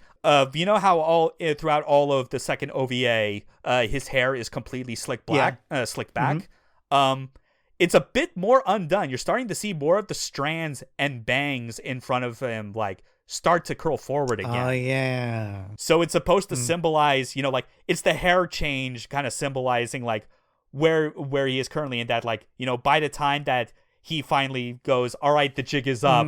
I have completed my plan of undermining the Gradosian's control from within. Is that his hair starts to resemble more what it was like back in 1996. Oh, so that is another like undoing of Lukine as a character. That a person that he started to believe, despite being a human born on Earth, was like, he embodies my ideals. He is truly a superior being. Oh no, this quote superior being has completely undone his military operations. I've been fooled. Oh no. And he could have killed him because of like his stupid like posturing as a noble person. Decides that no, what's more important is settling this conflict with Eiji. Hey, Rohan, once I am done with Eiji, I'm coming back to kill you instead.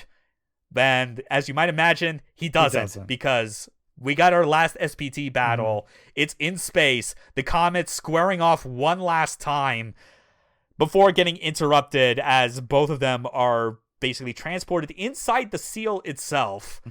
Just a big anti-gravity chamber with Julia inside in front of the main console, where she's about to activate it to like perform like its ability to essentially like cut off the space between the two civilizations. And this is a really good kind of like finale to the fight, because it shows not only is like Lukine right against the breaking point of his ideology just like crumbling, you also see that this is like kind of like the last time you're going to see Eiji be this heated and wanting to like settle a fight with violence before finally being calmed down. Like both of them basically like the kind of characters that they were being turned into as a result of the conflict and circumstances being brought to a calm standstill by Julia.